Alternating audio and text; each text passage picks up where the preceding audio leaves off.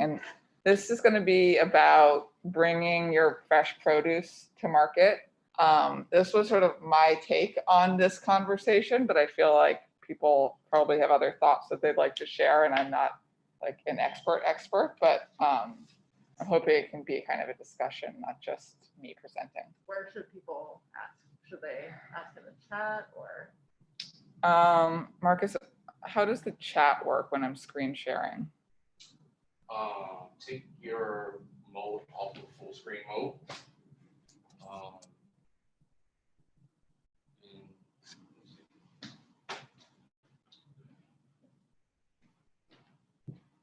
Click on more.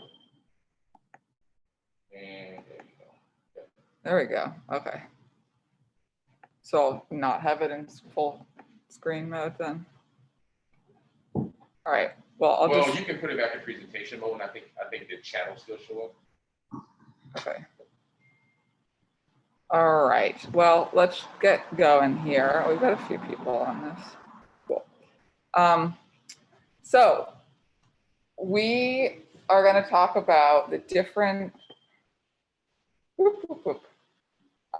different places that farmers. We're going to start just by sort of going over where farmers might sell their produce, and I sort of went through and was trying to present what makes sense for different farms and what are sort of the pluses and minuses for different outlets.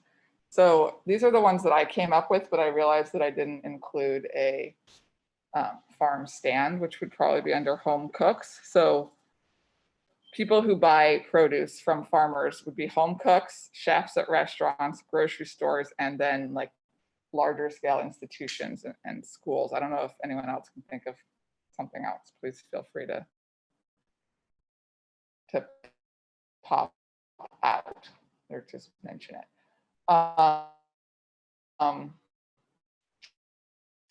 So we'll go through and sort of think about different ways that we sell to a list of different places that around New Orleans that have biggest, it's sort of flagship farmers market in the city. And then there's the Refresh Market in, it used to be at Whole Foods on Broad, but now it's around the corner from there. And that's designed for people who are starting out as farmers. There's no cost to be in it. And they have it's just a low barrier, basically no barrier to entry. And it's a smaller market, but they have some regular customers. So that's how we got our start, or one of our starts. And then there's a few like various like coffee shops and other places around New Orleans have been inviting farmers to participate in their like craft and farmers markets, often on weekends. My experience is that people aren't really thinking of it as a place to buy groceries. So it might not be the most successful, but maybe some farms have had success there. And then in the region, I know there's a couple on the North Shore. There's one in Hammond, there's one in Covington. I think Hammond is seasonal. I don't know about the Covington one. There's the Gretna Market and there's the Red Stick Market in Baton Rouge. And I know there's a couple markets in Lafayette too, but I don't have much details on that. But I think farmers markets are probably where most new farmers would want to start selling if you don't have your own farm stand. The other place to go would be restaurants. So we'll talk about that in a bit, but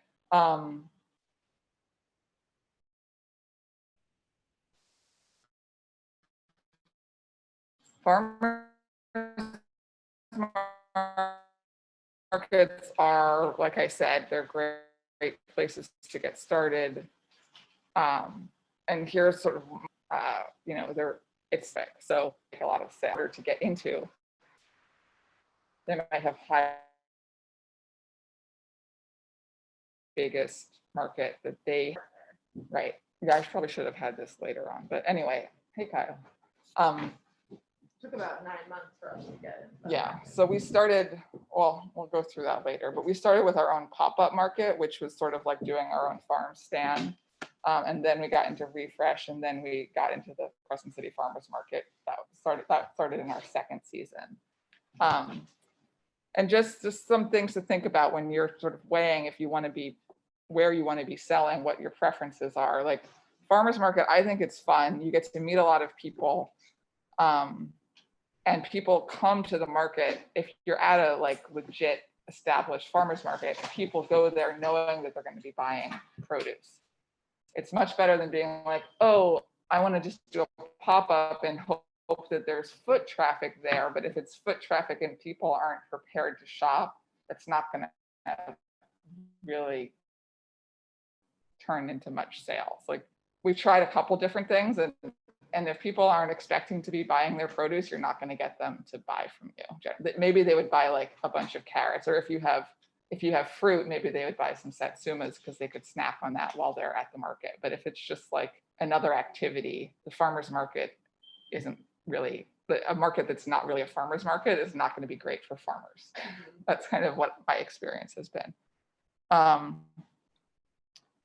One thing that was cool for us about the Tuesday farmers market is that we did meet some chefs who shop at that market because they know that that's where to get local produce. So that's an interesting way if you want to also be selling for restaurants. You can actually make some connections, not just by going into restaurants, but actually by having them buy from you at the farmers market.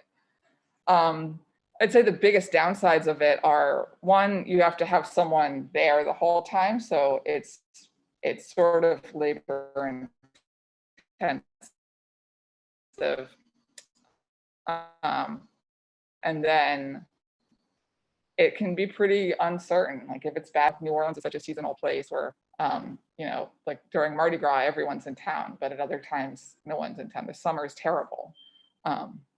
So, you know, you can go to market and not sell much, and then you come back and you've got all of this food, and what are you going to do with it? So leftovers is another issue that it's good to sort of have a plan for what are you going to be doing with that. And then with farmers markets, generally there's a vendor fee. And I think that for the most part, there's going to be some fee anywhere you sell. There's going to be some sort of cost associated with it. And the farmers market is a fairly low cost, really. It's like $25 to $50 generally at a time. 50 But is also high around here. Yeah, 50, I don't think they're doing that. That's what they were doing during the, $50 is what they were doing when they started doing the drive-through markets. Like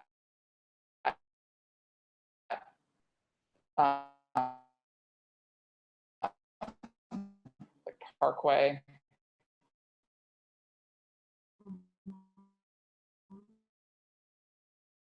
When COVID started, but they've decreased it. They have now it used to just be 23 or 4 markets, or sales markets. So the Tuesday market is now, I think.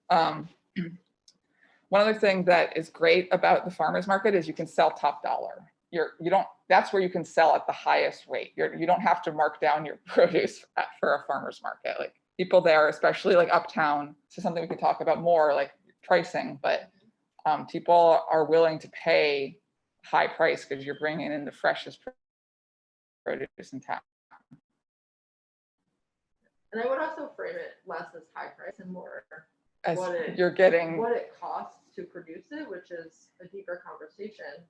But it's trying to frame it and communicate that it does cost a lot to produce these high quality vegetables and trying to accurately reflect that. Mm-hmm. But there is a divide between grocery store, market, fresh, not as fresh, and it also affects accessibility. But I just want to be mindful of don't mark it up just for the sake of marking it up. But your people at farmers markets aren't necessarily looking for the best deals. They're looking to support farmers, and they're looking to get high quality things, and so they're willing to pay the price that it takes to get that level of quality. So farmers markets and CSAs are both retail outlets. So you're selling to the end consumer, which means that you're not having to cut down your price at all for like wholesale.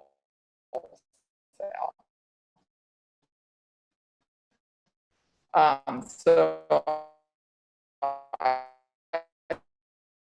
put these sort of together, and it's what we have focused most of our sales on. And I'll talk a little bit about what our trajectory was later. Everyone here is familiar with the concept of the CSA, which is everyone buys a share at the beginning of the season. So like in the North, where there's generally just one season, you pay in February, you pay for 20 weeks of produce or something. So you might pay like $600 in February, and then every week you get whatever is available from that farm. So that's like the traditional model. And that's not something that's very common around here. I think maybe Grodat does that.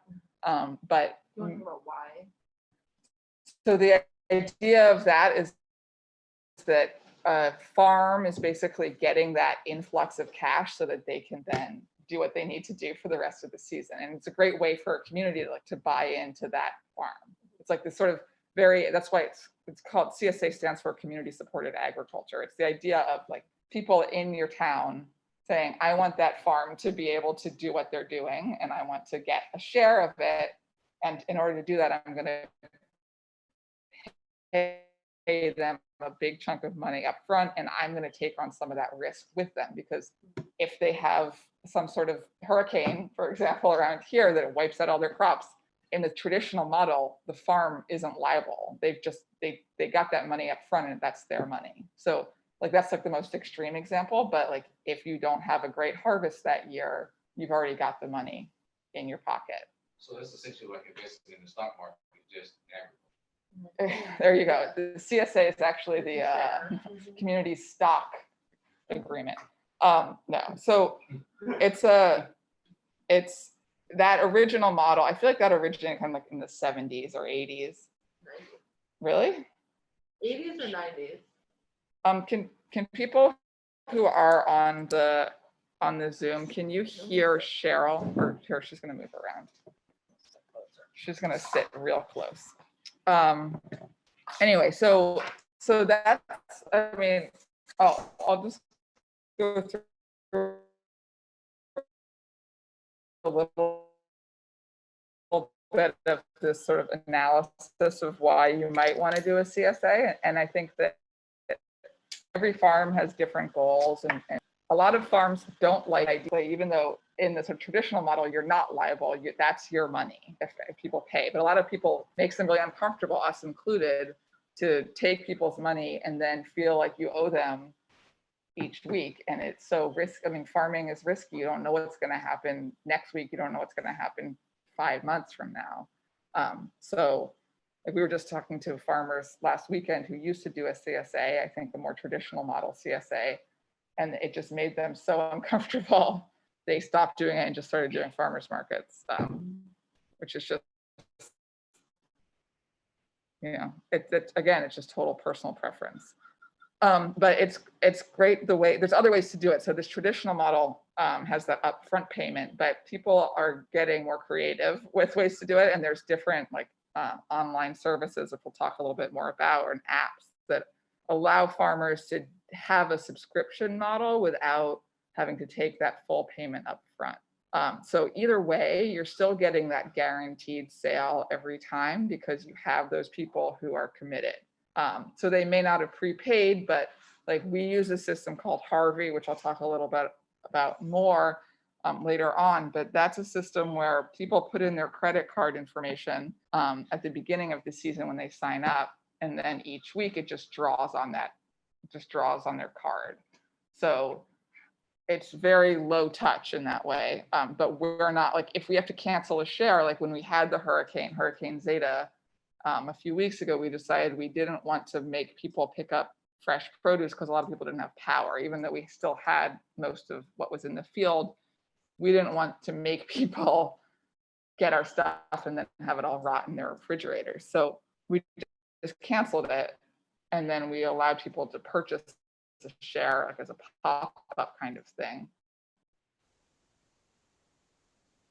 But we weren't beholden to anyone, and they weren't beholden to us, so it just felt a lot cleaner. One of the other great things about Harvey, this model that we use, but in general is that you're harvesting for a specific number of people. Like, you know what you're doing when you go into your CSA. Like any week, you know, I have 80 shares that I have to fill. So that means I'm going to harvest 80 bunches of kale or whatever. You might do it a little bit differently than that. We do. But you're not stuck with 40 bunches of kale if kale isn't selling at the market like that. That happens a lot. I mean, not with kale because everyone loves kale. One of the benefits of a CSA that you can't do, at least at farmers markets in New Orleans, is you can reseeding, where we sell our stuff and then we also buy products from other farmers, including other vegetables, but then also eggs and mushrooms and fruit that we don't grow. So it just makes a much more diversified box that people can enjoy. It's just a better product for our customers. That's why we do that. And it also means that we can make a little bit of a profit on top of that. So it's just a little extra cash. And you know, it's interesting doing the farmers market versus the CSA model. How are you connecting to customers? Because there is a real nice, like at a farmers market, I would say 50% of the time, 50% of my customers I would see every week. That's a total estimate, but that, you know, you sort of do develop a face-to-face relationship with people. But with a CSA, you're it's similar and in some cases even more connected because you are their primary farm. So it's a nice way to just like be sort of established in your community and people get to know you as like their farm. Versus a farmer's market, you're one of 5 or 10 vendors that they might be shopping from. And then there are definitely downsides to it. I'd say the biggest downside is there's just more administrative work. At a farmer's market, if you're just doing farmer's market, you show up, you sell, you leave. With a CSA, there's a lot of back end stuff. There's a lot of having to deal with customers who say, I can't show up this time. You have to make sure people are signed up. It's just a much more administrative headache. So if you're thinking about doing a CSA, make sure that you're building in some time. Like make sure that you have time in your day. If you are a full-time farmer and you're the only one farming, you might need help running the CSA. So like with a farmer's market, you know, okay, 4 hours a week, I'm going to be at the farmer's market. But a CSA, you might be doing 4 hours of distribution and then 5 hours a week of dealing with annoying customers. So, I mean, hopefully it's not 5 hours and hopefully you've streamlined your process, but there's just a lot more that you have to deal with in that way. And it can be a headache. And if you're not someone who likes to deal with customers in that way, like something to know about. Some people are just not suited for dealing with annoying people. And at a farmer's market, it's a little more straightforward. Not just annoying, but they're not all annoying. Or, yes, that's true. Or just new. Yeah. But there's a lot more hand holding is what I'm trying to say. Yeah. The farmer's market is just way more straightforward. CSA can be a little more hand holding, but you know, once you develop relationships with people and if they become a long-term customer, then you get, you know, it gets smoother, the process gets smoother, and it can just be a deeper relationship. So, you know, there's pros and cons, as I'm saying.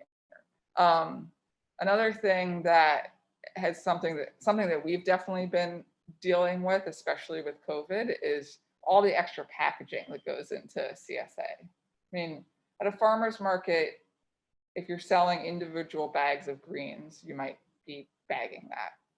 And so you know, you're selling a bag of greens to the farmer's market, or you're selling a bag of greens to the share.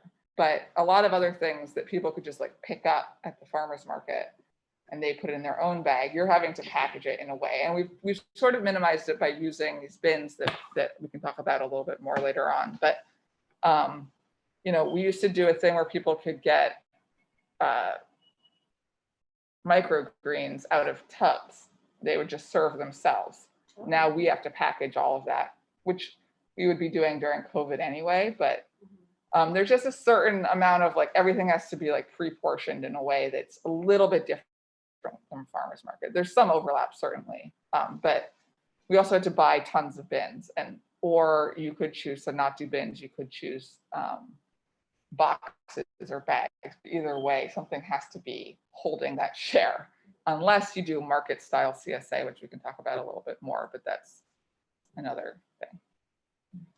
And so the last point here that I just want to talk about the downside of a CSA is something that we're going to talk about a little bit more when we're talking about community engagement, but a CSA is it can be kind of an exclusive model, especially if you're doing internet-based sales where people have to have access to the internet, they have to have an email address, they have to have a credit card to pay, and they have to understand what a CSA is.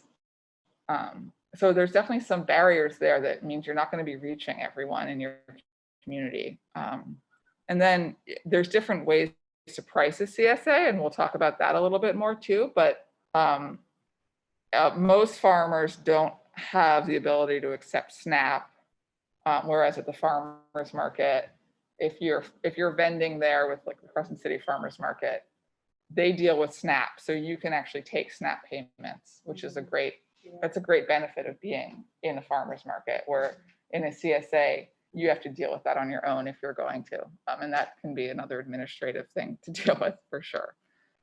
So yeah, that's CSAs. Does anyone have anything else, thoughts about farmers market versus CSAs, or questions, or like what you're like, do you feel like one of them seems better than the other or is more appealing? CSAs just seem risky to me. I'm very nervous. Chelsea, one of our apprentices, is saying CSAs feel risky.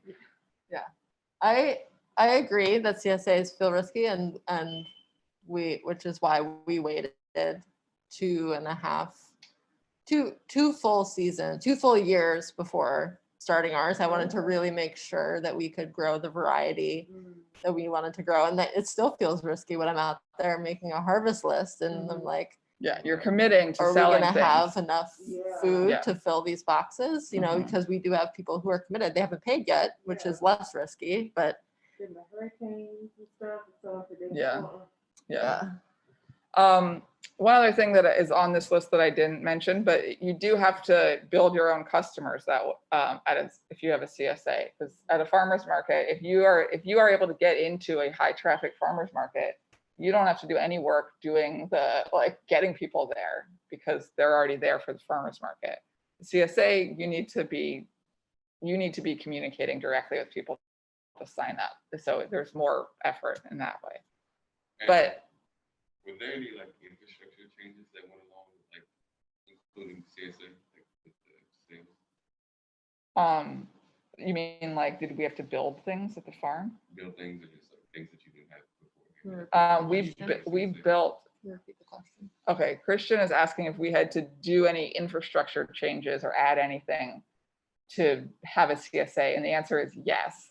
We built a shed, but it's really just like a tented platform for packing them. That's a really good point, because before it would just be us like packing greens, and we could just do that in our little like storage shed. Now we need to have this whole system. All of our employees have done this with us, where you pack all of the bins. So it's the whole setup. All of the food has to come out and be set up. But yes, there is added time packing all of those shares and added infrastructure requirements to be able to do that. And I think pretty much any farm would need that. I know Ellis at Major Acre, when he was doing sort of a like buy a produce bag CSA kind of thing, but it was just like week by week in the spring, he would bring everything to whatever location he was dropping off at in bins. Just like he had all of his carrots in the bin, all of his kale, and then he would just bring bags, like unfilled bags, and then he would just pack them on site. So that would be a model that wouldn't require your own infrastructure to pack, but that is sort of limiting, and it's a trade-off there. But just things to think about. There's definitely more logistics involved in the CSA, and you have to figure out what works with your setup and what you can set up for yourself. So restaurants they're great if you like working with restaurants. Yeah. So I think that Compostela is, probably some of you or all of you may have been on the webinar a couple of weeks ago where Madeline from Compostela was talking about their sales model. And I think that they, have done a great job of streamlining for restaurants. And the way they set it up, like the way they set up their businesses, they met with Ashley from the Link Group, who used to buy all of the Link restaurant groups, produce and local products. And she gave them a list of what they were looking for. And so that was basically their business model. Like, these are the 7 items that chefs want. We'll just grow them, boom, sold. That was like very, very, very low effort sales in that way. And you can sell higher volumes of items, but you have to sell it at a lower price. Chefs will not pay the same rate that you're selling things for at a farmer's market or CSA. So that's a trade-off. It's less work in terms of like sales. If you don't have to be at a farmer's market for 5 hours, and maybe you're selling more product, but you're selling it at a lower price. So like we sell our greens at a market for like $13 a pound. You can't sell greens for more than about $8 a pound to restaurants. So that's a big difference. But they don't have to package everything individually. They package it in like 5 to 10 pound bags. Again, it's a fairly low barrier to entry. Like if you meet some chefs or whatever, you can just go and start selling. If you show them your stuff, they like it, and you don't have to pay for a farmer's market fee. You don't have to like prove to the farmer's market people that you're legit. If the chef likes it, they'll buy it. And it is, I said it's kind of sexy if it's a hip restaurant. I think that's cool. Like if, like some hot restaurant is like, we're supplying from River Queen Greens. It's like, oh, that's kind of fun to be associated with that. Cheryl hates working with chefs. So we have sold to restaurants, and we do sell to a handful still, really just one right now, but they can be really difficult to deal with. They can be really unresponsive if they have like very also keep in mind that chefs keep opposite hours from farmers. So true. If you are trying to contact them at 6 a.m, they're not usually awake, and maybe they'll be contacting you at 1 a.m. after their busy night, because that's when they now know what they need. So it's just, there's a lot of communication misfires and a lot of waiting for responses and trying to line up schedules and things like that. So it's another thing to consider. Mm-hmm. Yeah. And I think that the point at the bottom here is pretty critical, that during a pandemic, restaurants are not the best place to have all of your eggs in that restaurant basket. It's getting a little bit better right now, but who knows what it's going to be like next week. Yeah. So, I mean, I think that the real point here is that it's great to have a mix of different outlets. Like farmers market, you can do a CSA if you can manage both of those things. Well, we can't do that right now. It's just too much for us to manage, but a lot of bigger markets will do that. They'll have a CS, or bigger farms. They'll have a CSA, and then they'll have like one market a week, and maybe they'll sell like 40% of their stuff to restaurants. What's that? Oh, cool. Nicole is saying, I'd like to hear more about the market style CSA. We own a farmer's market in Lafayette and have been thinking about a CSA, but not the traditional style. Never heard of a market style CSA. Cheryl, do you want to talk about the market style CSA? Or were you going to talk about it at some point? Or yeah, we can talk about it now. Yeah. So let me know if you can't hear me. A market style CSA is when you set up like a farmer's market, but typically the people who it's for your CSA customers, and you guide them in what to take. So we used to do this on a farm that I managed in Massachusetts, where we would set up our tables and it would look just like we were at a farmer's market, but we would be either at the farm or like in someone's driveway, and our customers would come and we would say, take 10 items if you have a full share, take 6 items if you have a small share. And in front of each like category of produce, we would have a sign saying what that item was. So it would be like carrots, item equals 1 bunch. And people could just choose whichever items they wanted.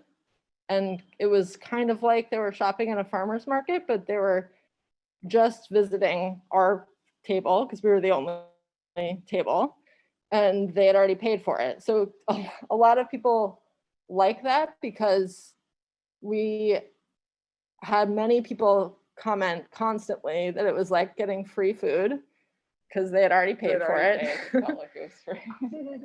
They loved getting to pick out like which bunch of collard greens or like which tomatoes they get to pick. I love the market style CSA. I think it's beautiful. Like you really get to set everything up and put it on display and feast everyone's eyes on just like the beauty of what is grown. And I think it's very effective at getting people excited. I think it's very challenging in this climate if you're not in a conditioned space to pull off a market style CSA. So I mean, it's not that dissimilar from doing a farmer's market, which that could have been in my list of challenges with the farmer's market is keeping things fresh. yeah, But you're outside and it's hot. and we considered when we were planning our CSA, we considered doing a market style because that's what I was most familiar with and really liked it. And the way that we had done it in the past at my other farm was still choice-based, which I think is another aspect of CSAs that's becoming more and more important, where people still are able to choose what they're getting. But for us, it was also a question of, were we going to be able to staff multiple locations with, like, you kind of have to bring more food than you're expecting to give to your customers in a market style CSA. So it's kind of similar to a farmer's market in that way, is that you have the choice. if you have Some a choice people will base. just do it like, here are what you get, just pick one of each. So you can do that, and then they're just being able to choose like which head of cabbage do they want. Yeah. But that's not as customer friendly. The people really like that choice option. But it is also, it's a lot more setup than kind of just like bringing boxes or bags to a place and leaving them there, which is what we were doing before COVID. Yeah, things changed a little bit with COVID, a lot. But So it's kind of a hybrid. And Nicole, if you want to talk more offline about it, I'd be happy to go into some of the pros and cons that we identified for our operation here. But it's a fun thing to explore if you can make it work. Is this something that's like less labor intensive? I mean, more labor intensive on the front end because you have to set it up, but like less labor intensive like overall. Because in theory, could you like set it up and then go do something else while people are like doing their thing and like picking their vegetables? Christian is asking, like, where does the labor come in different models, and what's more labor intensive? Yeah, so Christian also asked, can you kind of set it up and then go do something else while you let people go through it? Yeah, if you're able to do a pickup on your farm, then you certainly can set it up like in a farm stand or a little kind of shady area. And I know some farms up in the Northeast definitely do this, where they set it up and like just leave a list, tell people what to do, and maybe they have like a volunteer who kind of like manages, just make sure people don't have questions, Like restocks bins or restock whatever. stuff if it needs, or like rotates out stuff that's getting wilty. But yeah, you can, it's definitely way labor intensive than, for instance, like packing up Like less 100 labor-intensive. boxes. But then you do have to deal with it at the end, kind of like cleaning up anything that's left.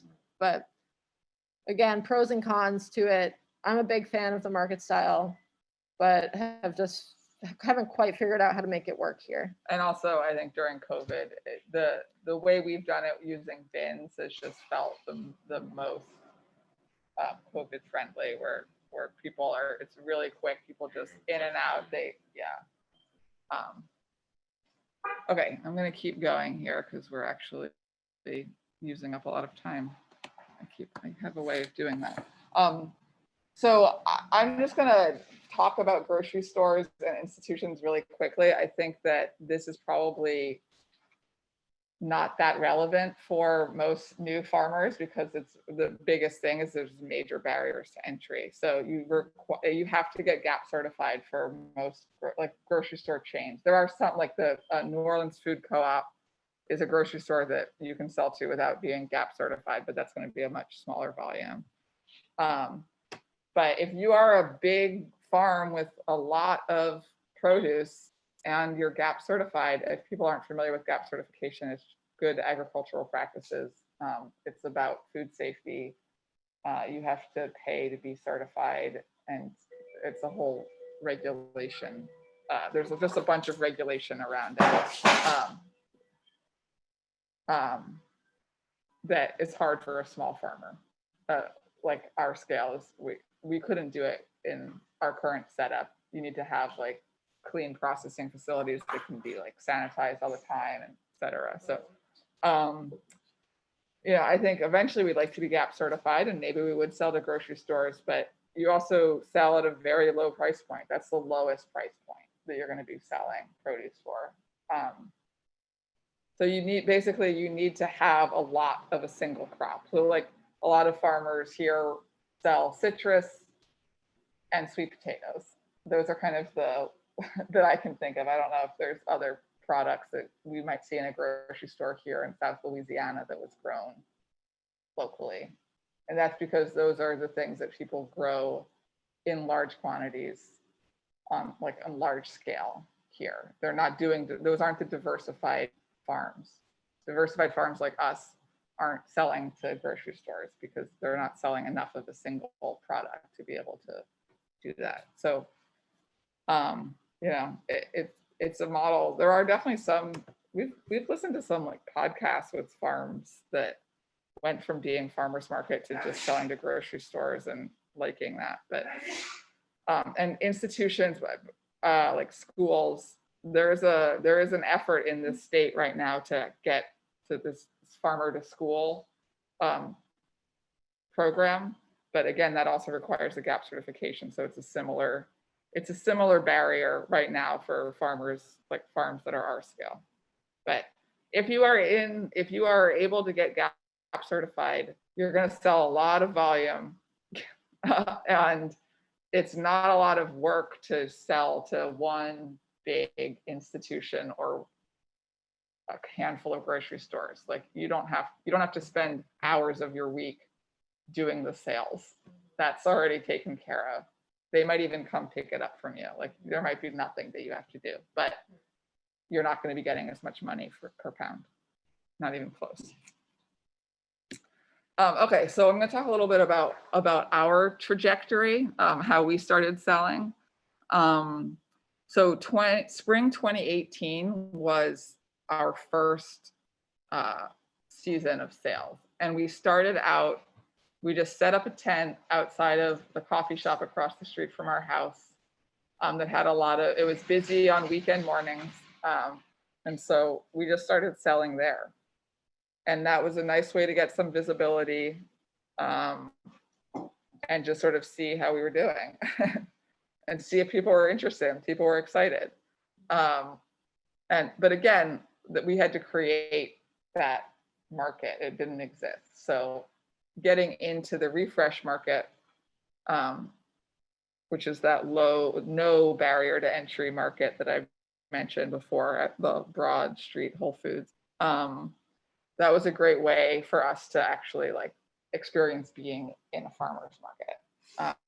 And then we also made some connections to a couple local restaurants. The NOLA Food Co-op is a nice place to sell. Like you could sell like 20 things to the food co-op. And then Laughing Buddha Nursery. And I don't know if there's other places in other parts of the state that are like small grocery or just sort of like resellers that aren't like an actual grocery store, but they would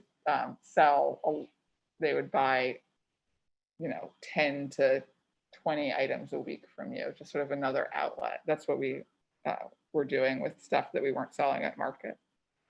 And then the refresh market connected us to the Crescent City Farmers Market. And so in the fall of 2018, we got into the Tuesday market at the Crescent City Farmers Market, and that just like bumped up our sales majorly.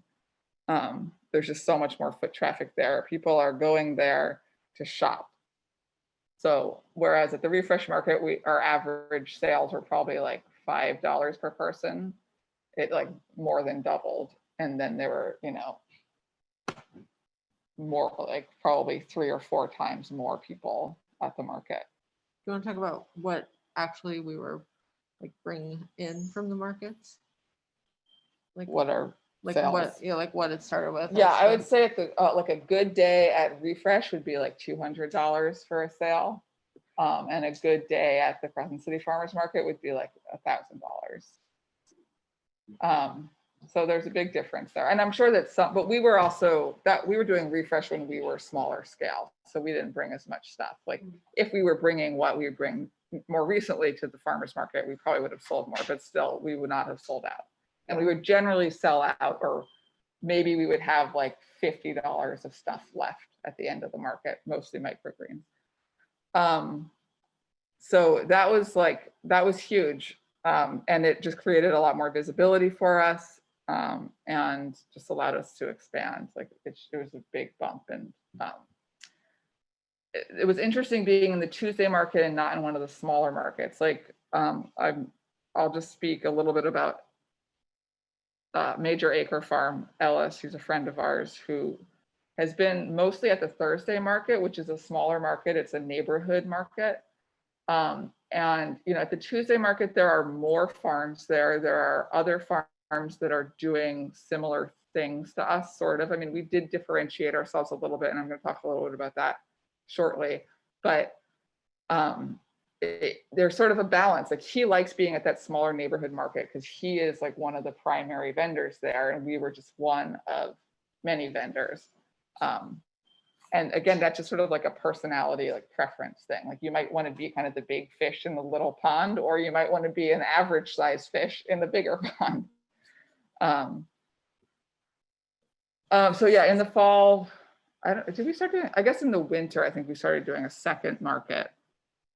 And then that's sort of what we continued doing for 2 years. And then we did about 20% of our sales were just the wholesale stuff that I mentioned before, like a couple of restaurants, food co-op, Laughing Buddha Nursery. And then, so in February of this year, we started doing the CSA, and our intention was to do about 40 shares a week CSA and then keep the Tuesday market. And then COVID changed the market schedule. Market shut down for I think 1 week, and then they popped up. They started doing it again through the drive-through model, like a pre-order drive-through. We decided we didn't need to do that because we were doing a pre-order CSA. So we just quadrupled our CSA numbers. We went from doing like 40 a week to doing about 200 or more a week. And that included us buying in from other farms. It wasn't like we had that much more product, but it definitely ramped up things. And all of a sudden our sales went from being like a good week of sales. I'm trying to remember, I should have gotten this data, but like, let's say At the market? Yeah. Yeah, I think our best market before it shut down was probably like I'm saying $1,200. Yeah, but I'm saying like for a week with doing 2 markets and doing some restaurants, we'd be maybe making about $2,000 a week. Like maybe that would be a good week, probably. With the CSA, what we're doing now, it's more like $5,000 a week. So it's a lot different. And I mean, the climate is different. It's hard to know what it would be like without COVID. And then we're also buying in other stuff. So we're selling more product than we were doing before. But I mean, you can see that Our expenses have certainly gone up as well, but yeah, the income has also gone up significantly. Okay, so I'm gonna just, I'm sorry, I didn't have a lot of time to really think through this presentation, so I apologize, we're kind of bouncing around a little bit. But I just want to go back to selling at a farmer's market, and just remind people that being a successful farmer is not just about growing food. Because a lot of people are like, I want to be a farmer and I want to be out in the field all the time and grow food and focus all my energy on that. But there's a lot that needs to go into, like, even if you have the most beautiful produce, if you're not good at selling it, it doesn't matter. You could enjoy it, but you need to be able to move it. So just wanted to talk a little bit about what goes into selling at a market. These are just some questions that we thought about, and I would encourage everyone else to think about too, if you're thinking about doing a market or are somewhere in this market journey. So for us, a lot of it is schedule. Like, if you're going to be beholden to the market schedule, you have to then figure out what your work schedule is, what your workflow is around that. Like, for us, we had been doing the Monday evening market at Refresh, and then we wanted to do the Tuesday morning market at the Crescent City Farmers Market. I was like, does that work for our schedule? Not really. I mean, it's kind of grueling to do 2 markets in a row, and then when would we harvest for the Tuesday market unless we were harvesting for both? It was just like too much. So we decided, drop the Refresh market. And then you want to figure out, like, you kind of want to space your harvests out. How many times do you want to harvest a week? When are you going to do it in relation to the market? Like, do you have enough time between harvesting and going to the market? Like, you just need to time all those things out. If it's a morning market, you're probably going to harvest the day before. If it's an afternoon market, maybe you can harvest that morning, but do you have enough time to do all of that, pack it, like clean it, pack it, get it to market, set up, like all of that. So you just have to think of all of those logistics. Just in general, I'm not going to do a big like harvest and pack thing, but just things to think about. Like, when you're harvesting, do you have a place to wash? Are you able to store it? Is it climate controlled? When and how are you going to pack it? Are you going to need to purchase the things that you're going to bag it in, or are you going to need to? Do you have clean tables to pack things on? You can't just go straight from the field to the farm table. Or to the farmer's market table. There's all these steps in between that need to be considered. Do you have a vehicle that can transport everything? Are you going to have time between when you're done harvesting and when you need to be set up for the market?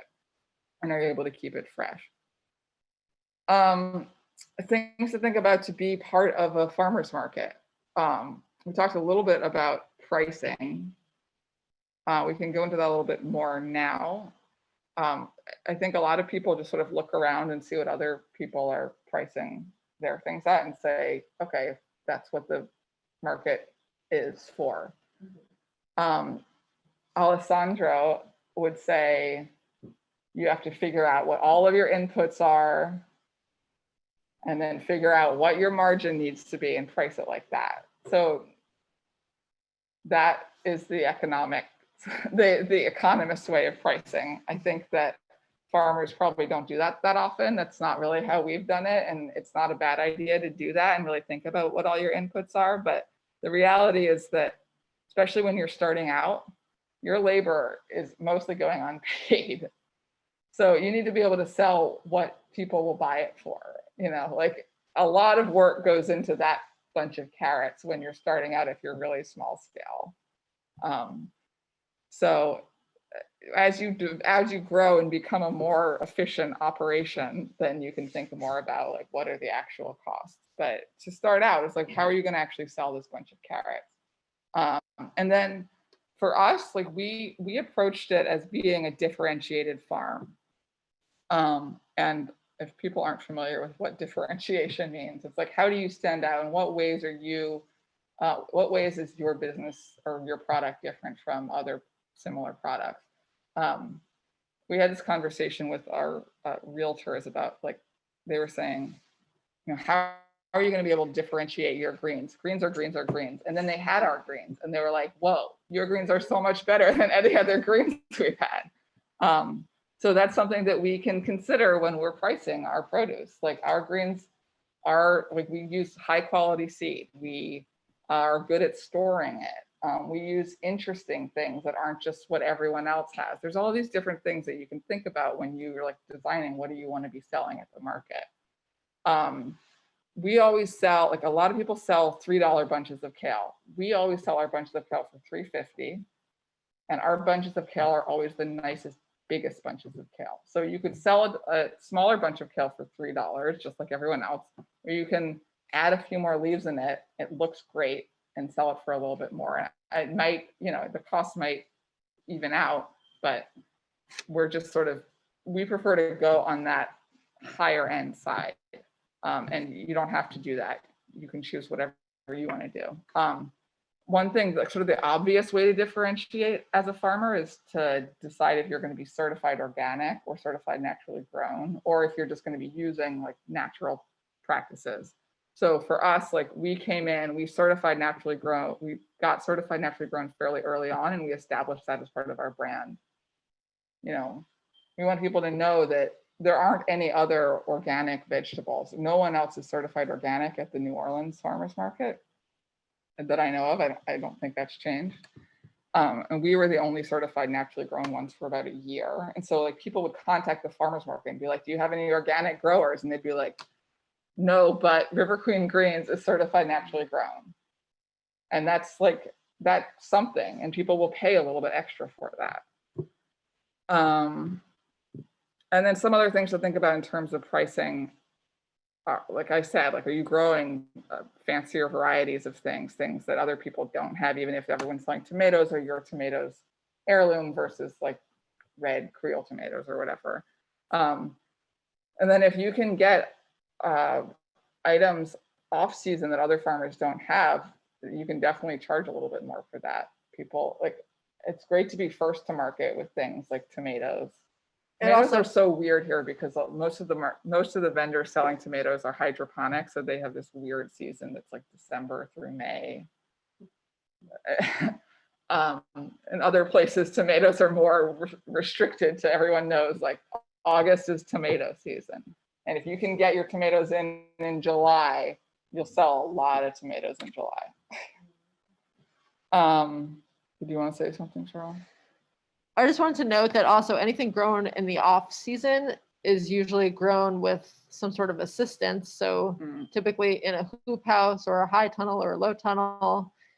So those are extra inputs, and it's extra labor and extra materials costs to making sure things do grow in the off season. And so with that does come a higher price, not just because, again, we're marking it up for fun, but because we're trying to reflect the actual labor of producing something in a time when it's not easy to produce it. Yeah. And then, yeah, okay. One of the things that I'll just mention quickly here is that we started our business with the intention to sell higher margin items. So salad greens is sort of the example of that, which people are willing to pay a high price for because they want fresh salad greens, and you can't really get it. You cannot get the same quality at a grocery store. People want them from local farmers. So you can charge a little bit more for that. And because we're on very little space. And then it also made sense given our setup, which is we were on half an acre at the time. And then microgreens is also a really great way to show up at market with a high value product that's easy to grow. People are willing to pay a lot for it because it's a specialty item. And then there's just some logistic stuff about having doing a market. You need to have things to be able to do it, including a POS system. Or actually, not everyone does, but I would recommend it, having a way to have a card reader for credit card sales, being able to keep track of sales. Venmo. Now people are used to paying with Venmo, which is interesting. And then signage. I just want to point out signage. We have our own.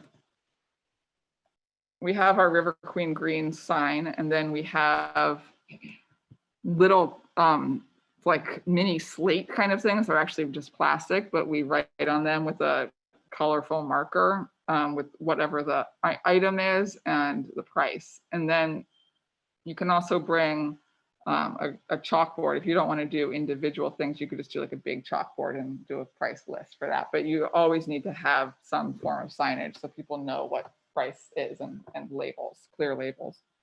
And then I just made a note here that you should plan to have some outlet for your leftover items, whether that's donating it, if you're just going to consume it all.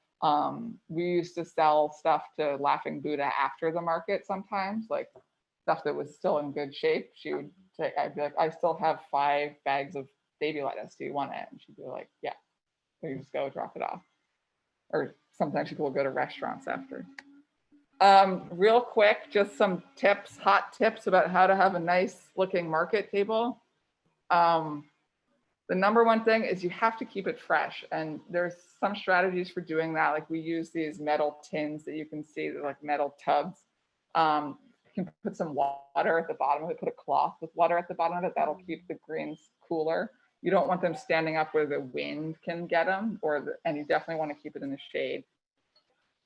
Multi-levels is, oh yeah, you can also have a water squirt bottle. Having multiple levels is really key. It just looks a lot nicer to have. It's just a visually much more pleasant experience than just like flat. So bring some boxes or bring some bins and turn them on their side and put cloth on top of it. And then it's just a nice visual experience for shoppers. You want to keep things looking abundant. So restock frequently. You have to balance that with, you don't want to put everything out and have it all wilt. So there's sort of a balance between having it look abundant and then keeping regularly restocking outside.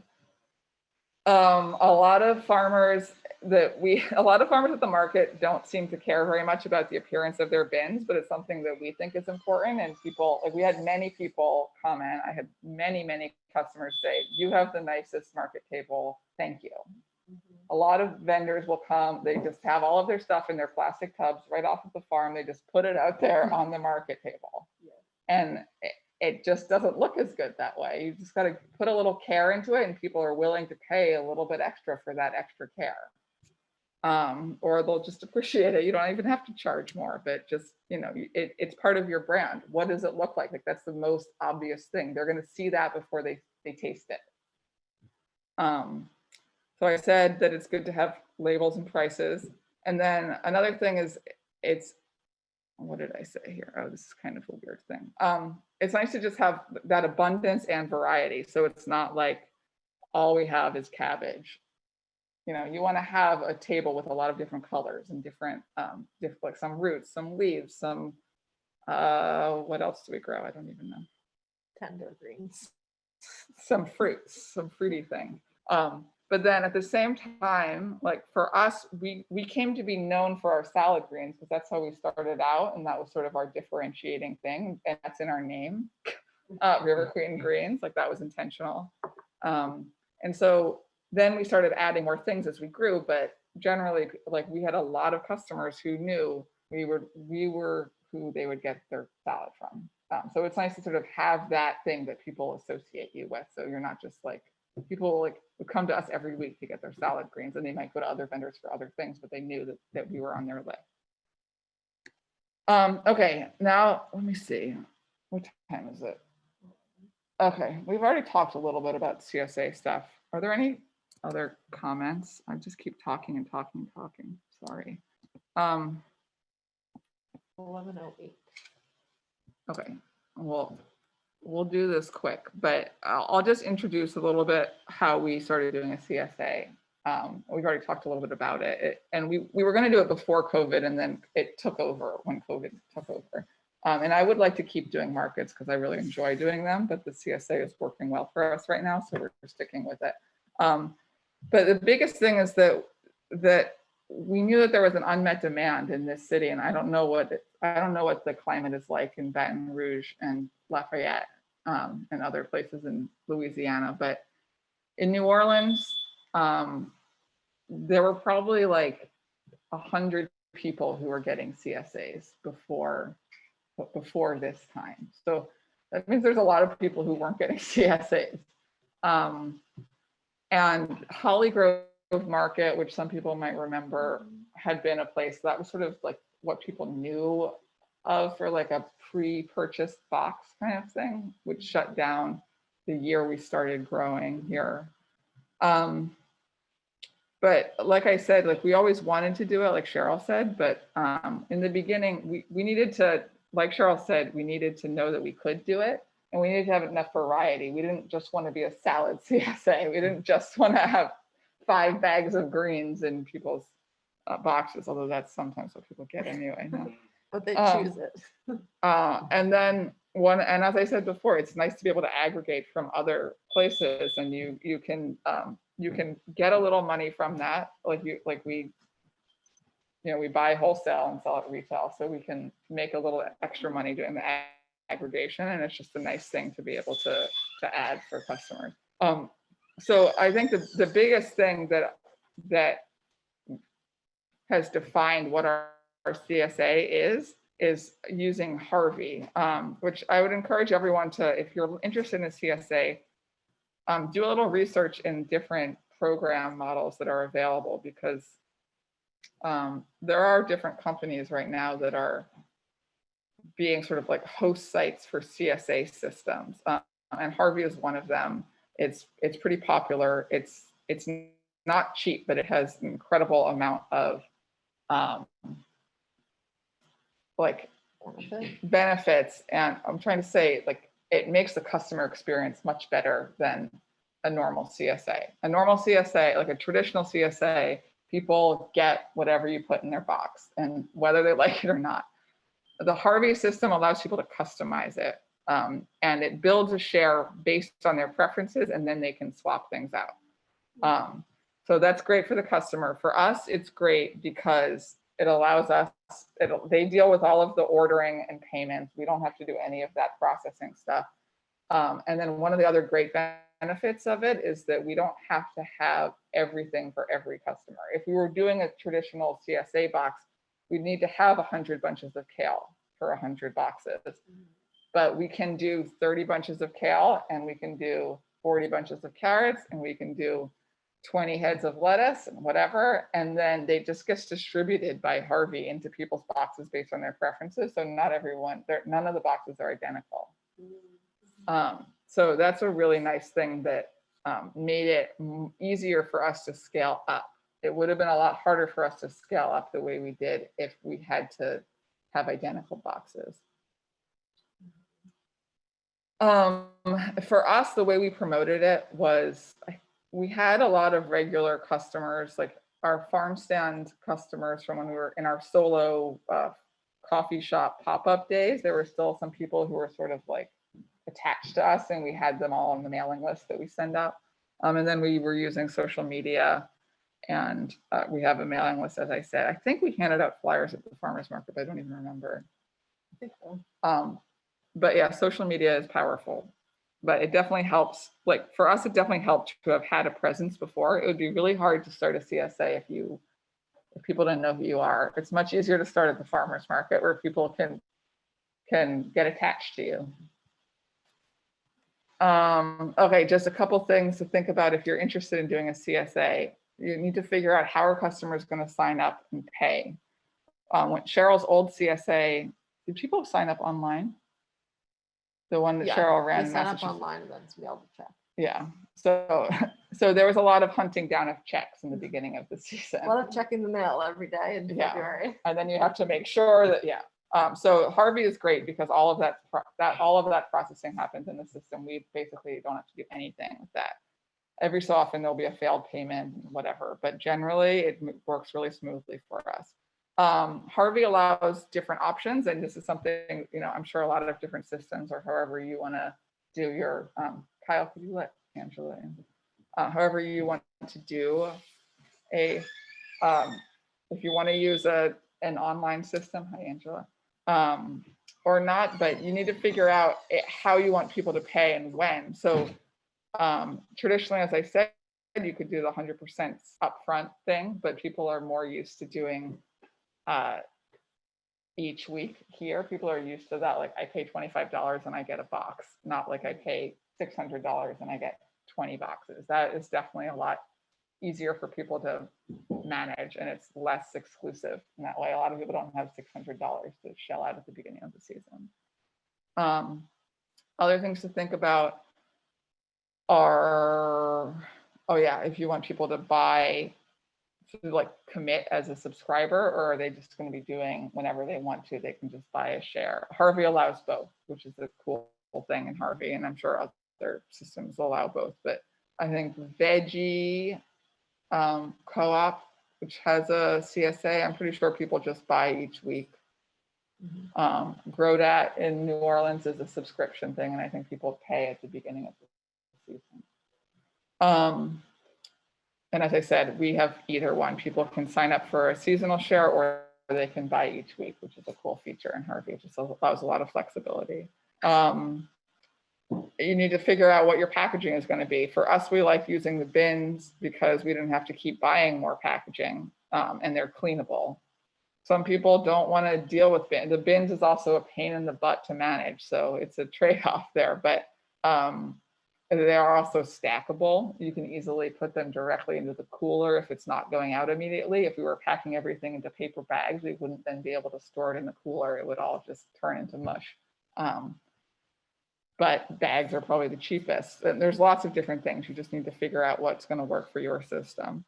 Other things to think about, are you going to be sourcing outside of your farm? You need to make connections to other growers and producers. And then finally, how are customers going to get their veggies? Do you want to have it be, are they going to pick up from your farm? Are you going to do a drop-off site? We do both. We have 2 drop-off sites and 2 pickups at the farm times. Or do you want to do home delivery? That's what Veggie does. That means you have to have a van. You can probably charge a little bit extra for that. You should charge extra for that. Definitely. You absolutely should. I don't know that Veggie does, but I think they just started adding that. But yeah, and then you also have to worry then if you're just dropping it off on someone's front porch, when are they actually going to get it? Is it going to be disgusting when they get home? Or do you have a way to store it, or are they going to be storing it on their porch in some way? So these are just all things to consider when you're trying to figure out if you do want to do a model like that. I think that's my last slide. It seems like a weird slide to end on, but that's all I got. Does anyone have any questions? I'm sorry, I just kept talking and talking. I seem to do that well. Anything of interest or thoughts? I am curious, has anybody done like any analysis, what kind of ROI thing on like markets versus CSA versus wholesale? For what? Just looking at like really breaking down in kind of a granular way, like the inputs versus. Like the cost, you're saying? Versus Yeah. I'm trying to understand what the question is before I can repeat it. So like what Compostela did when they started working just with like getting advice from somebody at the link group about what to grow as they're growing for a restaurant versus what you all did, which is like organically build your business as a retail business, not as a wholesale business, which takes a lot more input, a lot more labor, and a lot more time on non-farming related things. And I understand like a lot of this is just your preferences as farmers and what you want to be doing with your business personally.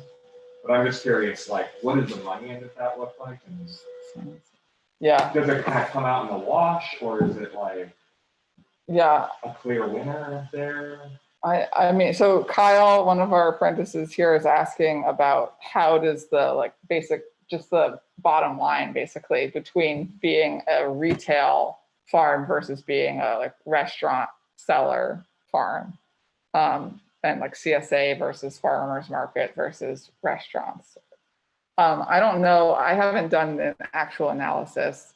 I mean, we decided to do the retail because we had more labor. I feel like if it were just me or just Cheryl, it might make more sense to do the restaurants because there's just not as much, you don't have to pack as much. You don't have to spend as much time at a farmer's market.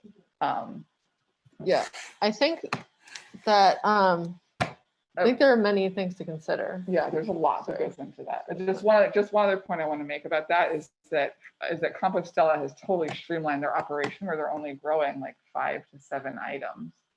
So that means that they don't need as many different tools. They don't need as many different kinds of packaging. They don't, so I think that they have done a great job of doing that. And so it's probably more efficient per pound of food or whatever you want to say.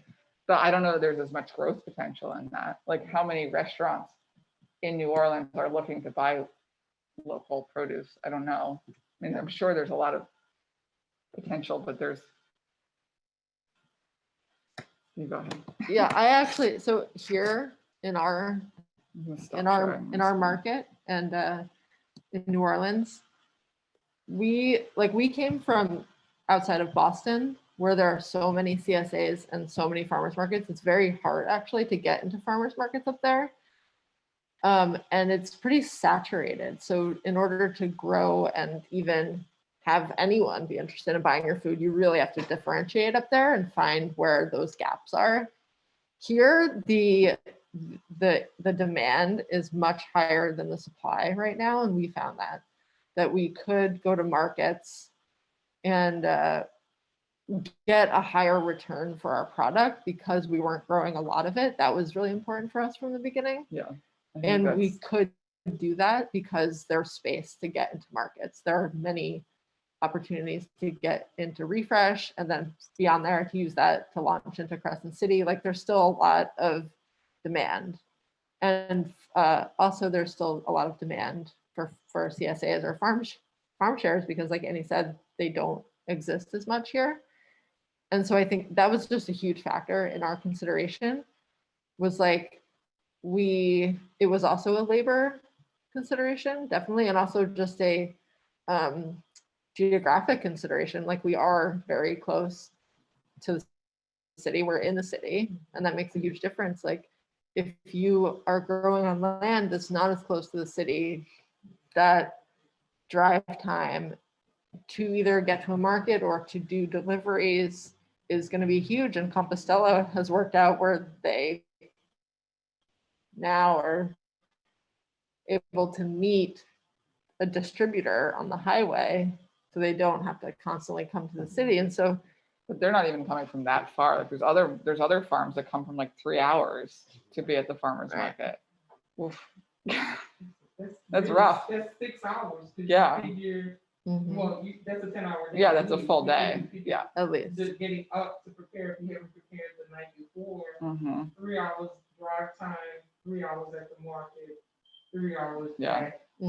But that's what I mean. If you're a remote rural farm like that, you've got to go to your market, and then that's something we're going to be talking about soon. About the trade-off between selling to the bigger markets and then connecting to people where you're at.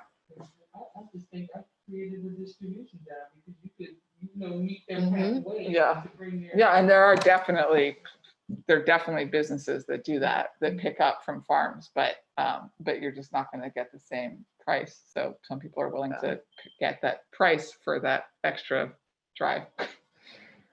So to kind of answer your question, Kyle, yes, farms have done those analyses, but typically just for themselves because it's such a personal, circumstantial question that it's useful to kind of see that information, the kind of like financial breakdown of inputs versus return versus price points and kind of the labor for each outlet. But it's so different across the board. But in general, for us, we needed, in order to grow the business and to make it like financially sustainable, we needed to get the highest return when we started because we were on such a small scale.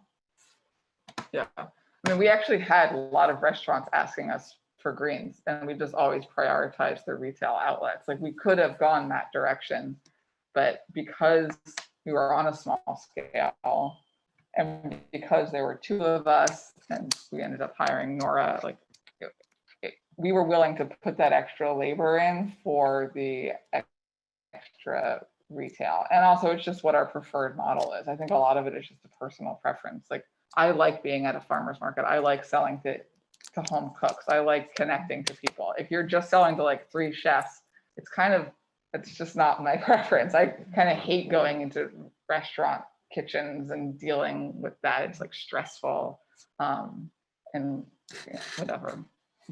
Dropping off at Brennan's, I used to do, that was just miserable. Oh, we've got another question. Wondering about the pros and cons of having value-added products like hot sauce made by you or sandwiches, pasta, etc., sold by other vendors. Sorry, I'm planting bulbs today and can't. That's okay, Chris. The pros and cons. I mean, I think that it's great. Like, we've really liked having the value-added items in our share, and I think our customers like that. It's fun for them. They can buy. It's just like going shopping. It's like a little e-commerce site on Harvey, the system that we use. And then for us, we've really used it as a way, especially during COVID, when people were like, how am I gonna make any money? Like, we have a friend who was working in restaurants, and that was terrible. And she was starting a catering business, and then that shut down. And she really likes making pasta. So we were like, well, we'll sell some of your pasta, and there's just an outlet for local people to be able to sell through. So it's some effort and for us to manage it, but it's not a big deal. And then selling our own products like hot sauce, that's great. I highly recommend. If you're growing, I mean, you can do that in any place, like at a farmer's market too, but it's definitely a good idea to have preserved things that you can sell during the off season. I know, like Poche Farm, sometimes they'll just show up at a market with just jams because they don't have anything. Like August, yeah. Which I think is kind of a weird thing to do, but I guess they find that it's worth it. You gotta retain your relationships. Yeah. Is it also good for like leftovers? Because I know you made that test. Oh, at one totally. time. Yeah. Christian was saying it's also doing value added stuff is a great way to process things that you're not selling. So like we had a bunch of extra pea shoots for a couple of weeks. They started growing really fast.